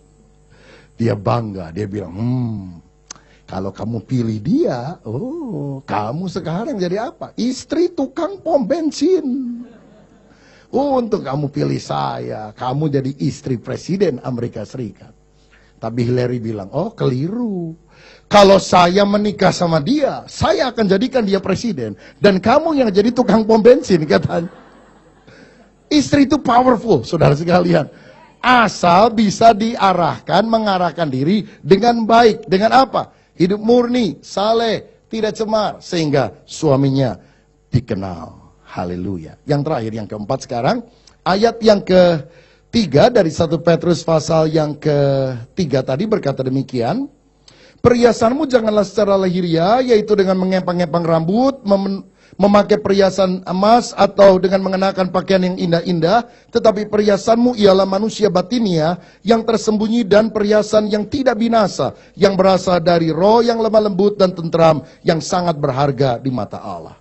Peran istri, pertama, tunduk bukan tanduk. Kedua, perbuatan bukan perkataan. Ketiga, murni, saleh, bukan cemar. Yang keempat, perhiasan batinia, bukan perhiasan lahiriah. The real beauty is inner beauty. Kecantikan yang sejati itu berasal dari dalam. Saudara, untuk mendandani luar dengan perhiasan jasmania, itu gampang. Rambut di salon, muka di sablon. Penampilan kita langsung lebih menarik. Cepat, 1-2 jam selesai. Tapi mendandani batin ini loh, membutuhkan perjuangan seumur hidup. Saudara, Tuhan mau memproses kita agar yang cantik itu bukan cuma luarnya, tapi dalamnya juga cantik. Ada orang merasa diri cantik, nyebrang jalan gak lihat-lihat, ketabrak mobil. Kan hilang cantiknya, saudara. Apalagi orang jelek, nyebrang jalan ya, ketabrak mobil, hilang wajahnya, saudara. Karena itulah, kita harus mendandani bagian dalam, inner beauty, bukan hanya sekedar luar. Beberapa bulan yang lalu saya dapat sebuah gambar di BlackBerry Messenger. Ada sepasang suami istri di China, suaminya cakep, istrinya cakep, cantik, saudara. Tapi akhirnya suaminya menggugat istrinya cerai, dan saya dengar katanya dikabulkan permohonan cerainya, karena mereka punya 3 orang anak, semuanya jelek, saudara. Suami mancung, istri mancung, anak pesek semuanya. Ya. Lalu suaminya pikir bahwa istrinya itu selingkuh dengan orang lain yang jelek. Tapi akhirnya ada pengakuan katanya, saudara. Ternyata dulu wajah istrinya itu sebelum kawin itu memang jelek, dioperasi plastik begitu. Kan yang sekarang ini kan banyak ibu-ibu kalau jalan-jalan tuh Korea, kemana, ya Thailand, dengan tujuan bukan shopping, bukan, mendandani wajah. Mata jadi belok, kemudian hidung jadi mancung seperti pisang Ambon. Oh, jadi berubah, saudara. Akhirnya dicerai, karena apa? Suami bilang, aku ditipu, aku nikah dengan orang jelek. Tapi karena kosmetik, karena operasi plastik jadi bagus. Ini saya juga nggak setuju sebetulnya. Ya kalau mau 3 anaknya cantik, ya cakep, ya udahlah sekalian dioperasi aja semuanya. Tapi inilah dunia. Kecantikan duniawi itu, kecantikan lahiriah hanya sebatas kulit. Yang Tuhan mau adalah kecantikan secara batinia. Ada berapa banyak orang, misalnya saya seringkali ngomong kepada orang-orang muda yang lagi cari pasangan hidup. Kalau orang cantik, itu potensi banyak yang mendekati besar. Tetapi yang paling